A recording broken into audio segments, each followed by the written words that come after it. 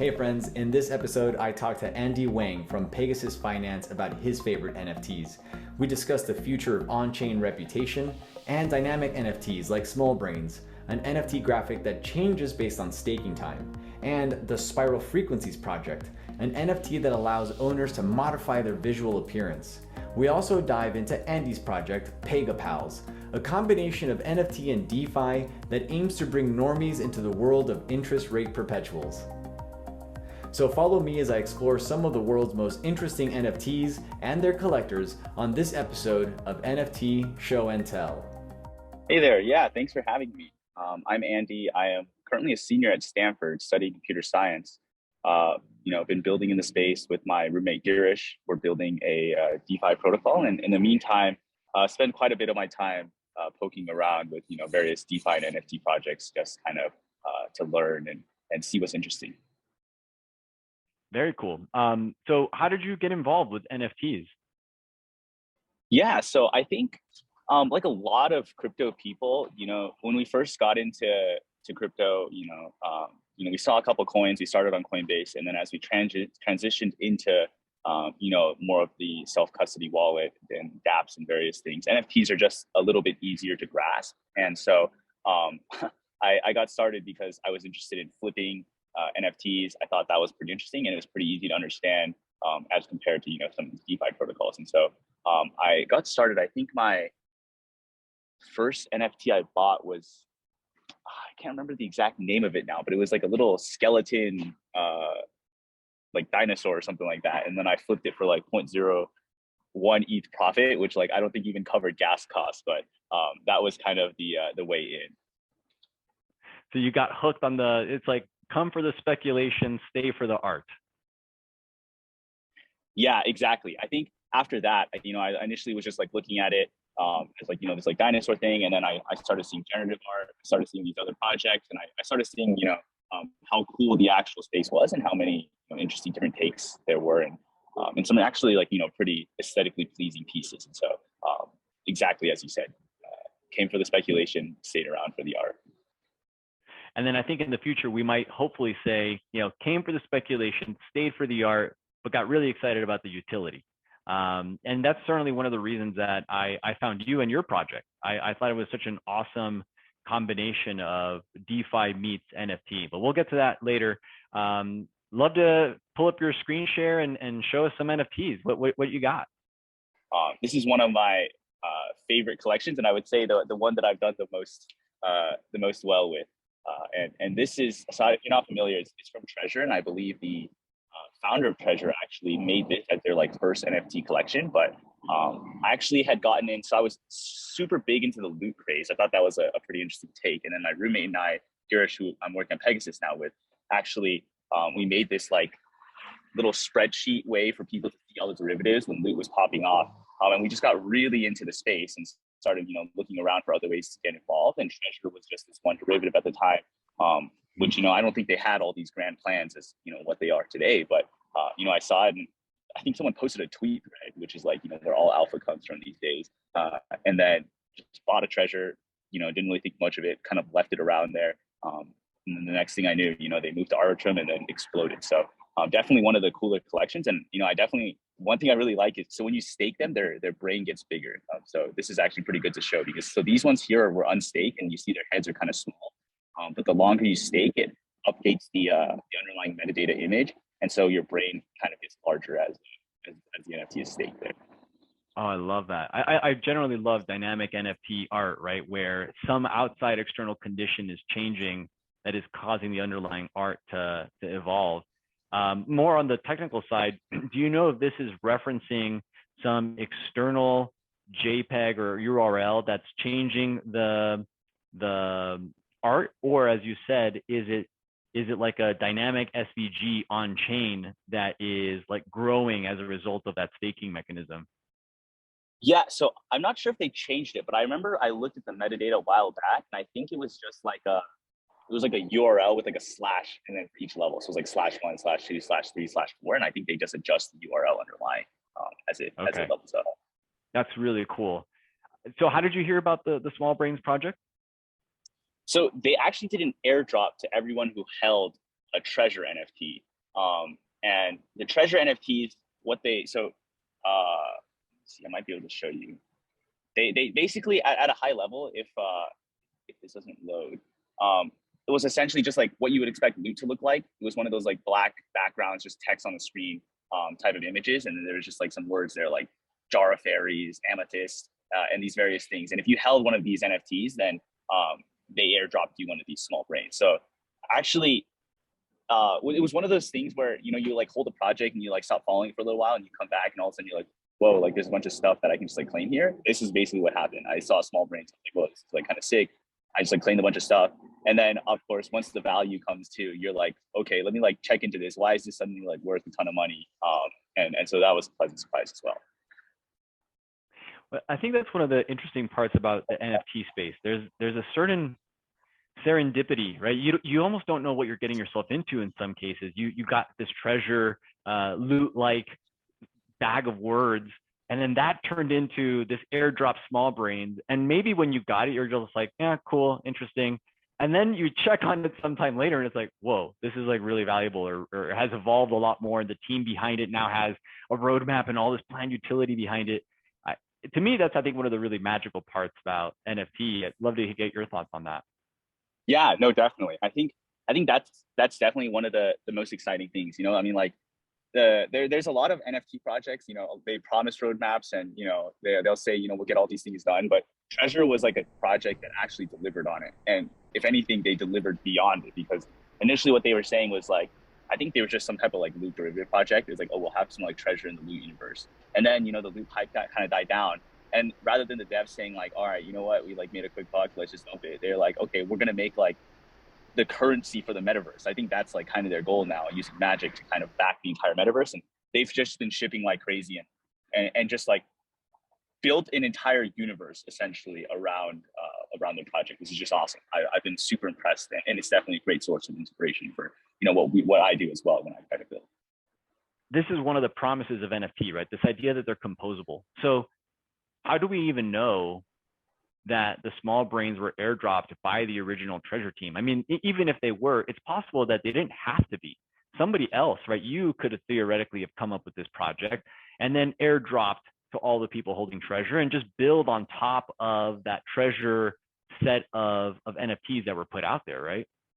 Yeah, definitely. I think that's a super powerful part, because not only, you know, do you have like a community to access at the start, it's, you know, you can kind of solve this cold start issue, but at the same time, you kind of have these symbiotic relationships where, you know, both sides are actually are gaining from, you know, another person building on top of your project, which I think is just incredibly powerful. Very cool. Well, what else? What else do you have in your wallet that you love, or even not your wallet, projects that you're really, really excited about? Yeah. Another one I want to show. It's this Spiral Frequencies project. It was the first. I think they're generative, but the cool thing is that they can kind of spin. Okay, so they do look like this. This is the team that produces them, and it looks like the animation is here. So basically, what they are is, I think they're generative. I'm not exactly sure how the code underlying works. I like poked around a while back, but the interesting thing is that they have this like function you can call in the project where you can speed up the how fast it spins, which I thought was pretty interesting, because you know, it was kind of the first example where I've seen something of like the aesthetic quality being built into the code and then giving you your own customizable feature, where like, you know, because I own this NFT and it's like connected to my address, I'm like the only account that can adjust the speed. And so like, if I thought it was like, you know, it would look better going like super fast, then I could say like, okay, it's just going to look like this, versus like, you know, if someone else was like looking at my piece and like, you know, I think it looked better like slow. Well, you know, I own the NFT, so, you know, I can make it go super fast if I feel like it. And if you want to change it, either you buy it from me, or I don't know, tough luck. Maybe if you inspect Element or something. So I thought that was pretty interesting. Having some super utility there. So it's almost like when you hang this art on your wall, you know, a simple metaphor here is like, you get to choose the frame that it goes into. And the frame can sometimes change the look and the feel of a piece of art, right? How it's framed. And of course, this is going even deeper. It's going way beyond the frame. This is like actually changing the look and feel of the art. And only you get to control that. That's mind blowing. Exactly. Yeah. And I think it was super novel when I first saw it. And I think I scooped it up on secondary, but I mean, I thought they were just so cool. And you know, this is my first kind of generative piece. I do believe that there is some like SVG backing here where they are like actually like generative. But don't quote me on that. I have to like go dig into their code again. I've held this one for quite some time at this point now. So I don't exactly remember the details. Well, you mentioned the word hold, and obviously this word has a very special meaning in our industry. How do you determine when and if you want to sell any of your NFTs? It's transitioned a little bit. At the beginning, there were quite a few of these that I was just, I was trying to flip as well, trying to learn, how I could, make a quick buck potentially off these NFTs.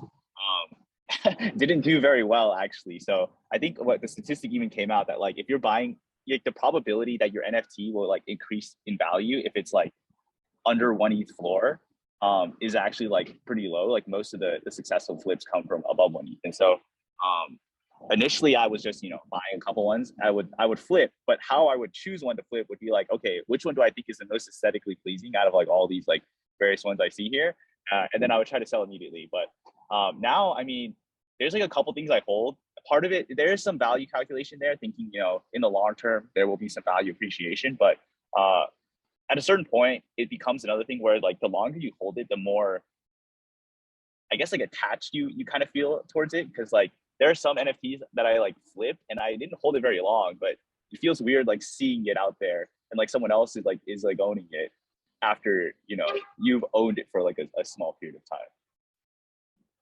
That to me is one of the things that I think really surprised me about the NFT space. As an observer, without participating in the world, buying and selling them, etc., I think it's really easy to say like, oh, they're just JPEGs. Like, why are you getting so excited about it? But then when you step into the world, the moment you buy one and the moment you want to sell one, and you feel that emotional twinge, little pullback, like, do I really want to get rid of it? I like what you said, and I felt it too. You feel this emotional connection the longer you hold on to it, where you almost feel, I don't know, like you're giving something up. There's definitely this loss aversion sentiment that comes across when you're at that sell moment. No, I 100% agree with you. That's the tough thing too, because some of these, it's one of those like diamond hand, paper hand things where it's like, maybe you lose a little bit of less money if you had dumped it a little bit earlier on, but I don't know. Some of these things are just, you just can't explain it really, you just feel some type of attachment. Cool. Well, show us some other stuff. What else you got going on? Yeah, so I mean, these are my main ones. I think, I mean, can I show you the Pegas? Because I am pretty excited about those. Okay. Yeah, I'd love to check those out. So these are the PegaPals. We do own a couple as a team. Every 10th one is currently owned by us. And then you can fuse them. And this was, so after seeing all these various projects and these various different takes and some of the things we talked about, we thought, why don't we take NFTs out for a spin ourselves and create our own project? And so now that's kind of how PegaPals were born. This is number 0. This is the one our team owns right now. Part of it, so you can fuse. So the one interesting thing about these PegaPals is that you can fuse these PegaPals together and combine them to increase their levels. And the reason we kept this one, despite maybe it not being the most aesthetically pleasing out of like all the different variations, is because its ID is 0. And so there's some I think there's some research as well that people do care about the IDs as well. Like very low token IDs are worth more, and then I think 420 and 69 might be worth more as well. And so that because of that, there's some sentimental attachment to being able to say like, hey, I hold PegaPal number 0, rather than burning it away for just aesthetic purposes. So do own quite a few of these as part of the Pegasus team, and so this would be another one that I am pretty excited about. what should I experience as a holder of the NFT or a viewer of the NFT when the fuse happens? The way the system kind of works at a high level was that, we were building a DeFi project and we wanted to experiment with something new in tokenomics. And sometimes I feel like there's a rift between the DeFi and NFT communities. They don't really, I don't know, it feels very PvP essentially between the two, and it's pretty adversarial. And so, we thought NFTs actually have like a lot of useful properties and that they have pretty good user experience, and that they're very easy to understand. DeFi, a lot of the projects have pretty good utility in terms of, being able to generate value via trading various purposes. And we said, what if we could combine, all the utility that DeFi has, and then, hide that complexity essentially behind these cute little NFTs so that, the UX was pretty easy and much more understandable. And so that was kind of the inspiration, and how it works at a high level is you have this dashboard and you can level your PegaPals. And so all of mine are currently staked, so you can't really see the PegaPal right now, but you basically have your PegaPal here, and when you stake them, you earn tokens. And these tokens are basically our protocol's revenue, so our DeFi products revenue, and it's paid out to you in a form of revenue share.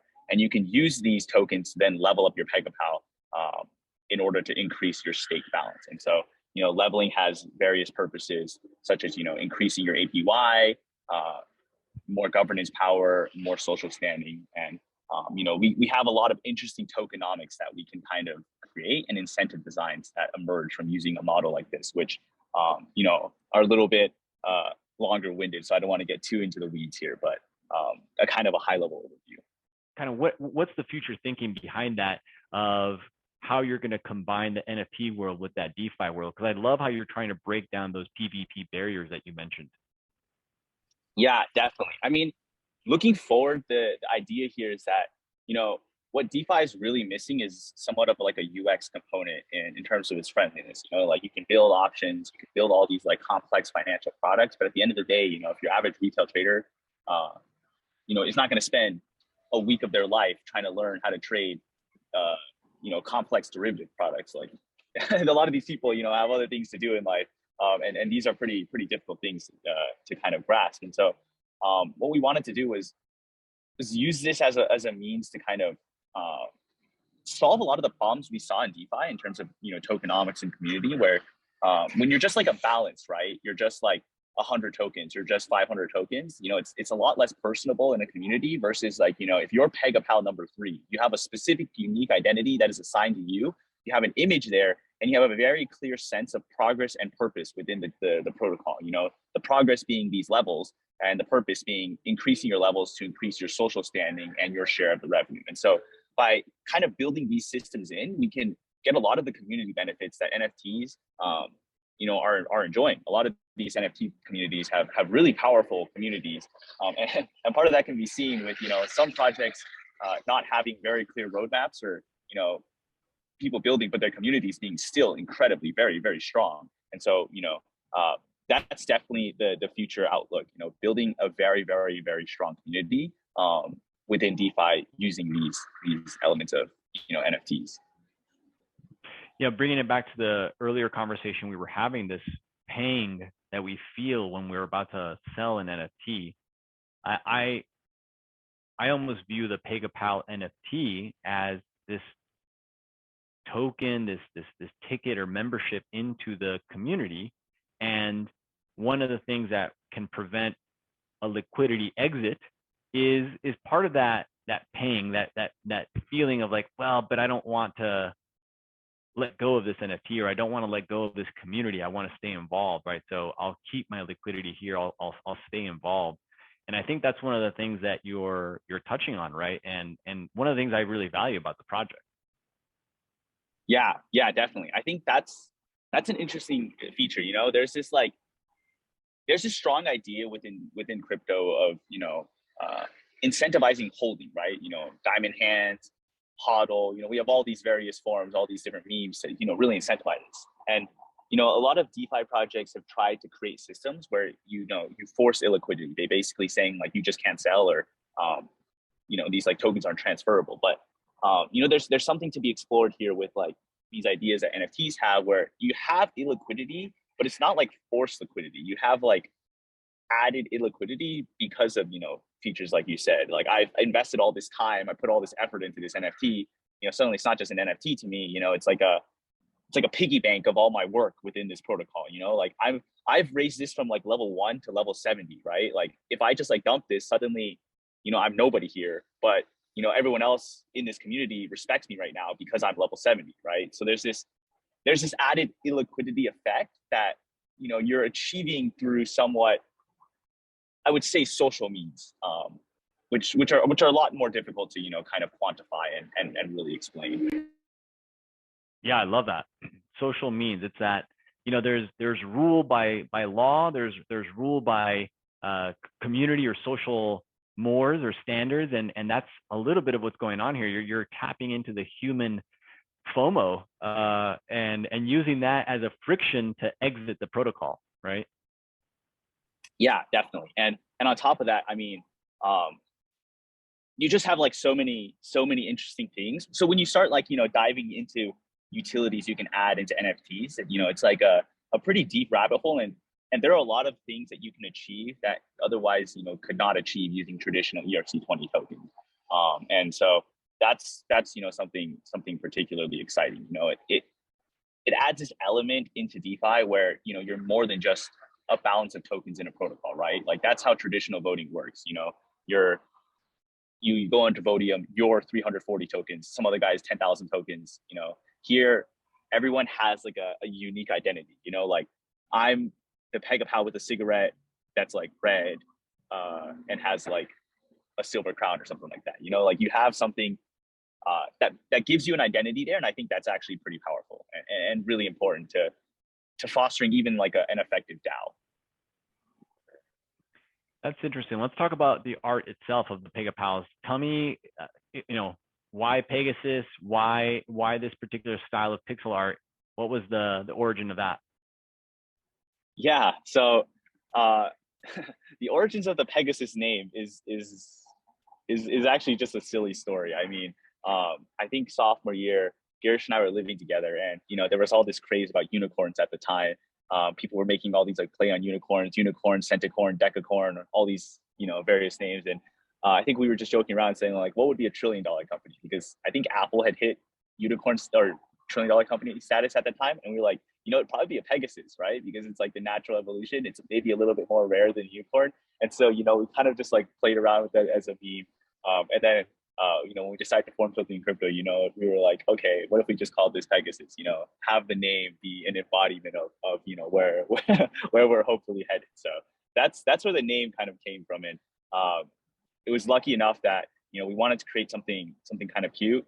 Animal NFTs were pretty popular around the time, and this like pixel art style was one mostly because for some reason pixel art has like a very strong hold within the NFT space. I think there's this idea of like appreciation for retro. I think people really like that.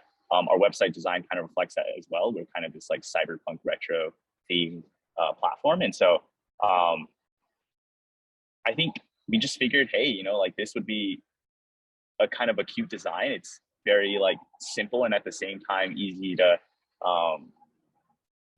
kind of grasp. We're not like adding too many additional layers of complexity on in the art as well. And I think, one other thing we thought later on too was like this idea of being able to change like the metadata as you got like a higher level. So, if you were a level 100 PegaPal, you had like a super decked out, potentially like well designed, realistic looking Pegasus or something like that. But in the meantime, we thought this cartoony pixel retro vibe was a good match for the kind of theme we were trying to go for.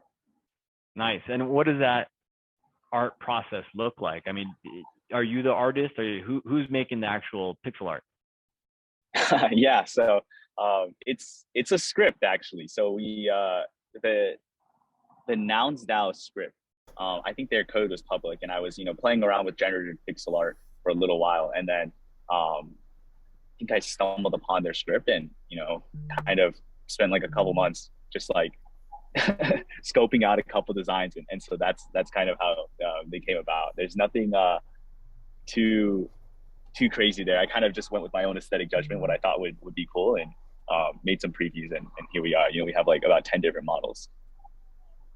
I think the underlying premise I'm getting from it is it has to be distinct enough so that there's that element of identity that you mentioned earlier. You know, I'm the red one with the cap that's backwards, or the green lollipop, and you're the, you know, one with the, you know, horns and, you know, lollipop or whatever it is. And really that's kind of like the simple lovable product, right? Like the minimum viable product here, that it doesn't have to be fancy art for the sake of it. It really just has to convey that level of identity, because the actual product is not just the art, it's that utility behind it that we were discussing earlier. Yeah, exactly. And I think we're going to see a lot more of that with NFTs in the future. And I think, you know, even now, we're seeing a lot more products kind of embrace the value that NFTs bring. I think like DYDX, for example, introduced their Hedgies NFTs, you know, as kind of their take on the idea too. And overall, pretty bullish of this concept, because you know, at a core level, I think even when we like talk about like potential, you know, decentralized identities products, and I think that's like another hot area people are trying to tap into. And I think you know, we might see like a Bored Ape be your like core identity instrument, you know, or some NFT that you really feel attached to, and you know, you start kind of like sinking value into it. And so I think we're kind of at the initial stages of a lot of these more complex ideas, but you know, I'm excited to see these primitives continue to build, because I think utility within NFTs is just going to be a continuously explored area. And you know, hopefully, you know, someone can see this and draw some inspiration from it as well, because we've definitely taken a lot of inspiration from some great projects in space too. I love what you were saying just now about whether NFTs will be a core part of our identity. I kind of, you caused a flash, a vision of each NFT out there is tied to an individual's identity, and one person might have multiple NFTs because we all are multiple selves with different groups of people, right? And to own a BAYC, you know, ape number 300 or 420, it means something. And that when I want to be that person, I, you know, wear that NFT either by attending an event where I have to prove that I own it, or as my profile picture on Twitter, whatever the case is, right? And I could almost imagine that in the same way that people collect watches and cars because it signifies something about them, collecting an NFT and representing that as part of your identity also says something about you and your beliefs and what you value. I could really see that vision. And if that vision happens, then man, the FOMO and the pang of getting rid of one of your identities might be equivalent to cutting off, you know, a finger, or you know, something that is integral part of who you are. And at that point, then I could really see a lot of the value of many of these projects really exploding.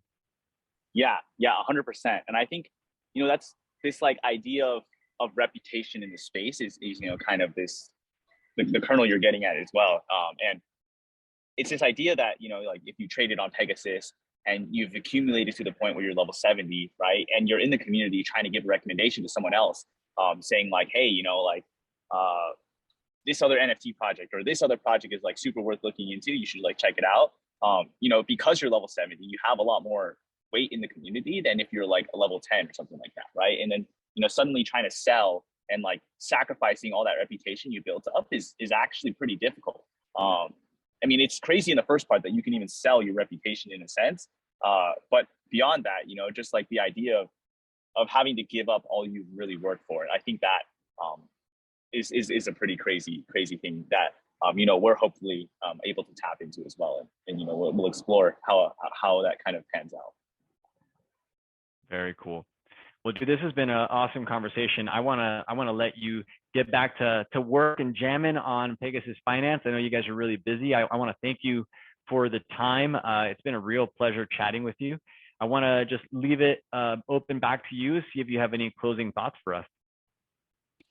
Yeah, definitely. I mean, thanks for having me. This is super awesome. This is my first time really jamming about NFTs, and and able to show off some of the ones I own too. So I mean, it's been fun, and you know, happy to answer any questions to anyone who's listening to this. You know, always hop in our Discord. We're very active, and you know, there's a lot of open questions as we're exploring, you know, the intersections here between NFTs and DeFi. And I think you know, the more minds there, the better always. So I'd love to have you back. We should schedule a follow-up maybe in a few months. We'll see what new NFTs you've collected.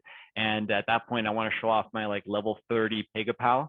Hopefully by then it's going to just be like this big brawny Pegasus with gigantic wings and a big horn, I guess. Of course, we'll make it happen. We'll make it happen. All right, Andy, this has been a real pleasure. Thanks so much. And stay tuned for the next episode of NFT Show and Tell. Again, this is Rod Fuentes with Andy Wang from Pegasus Finance. And thank you for watching.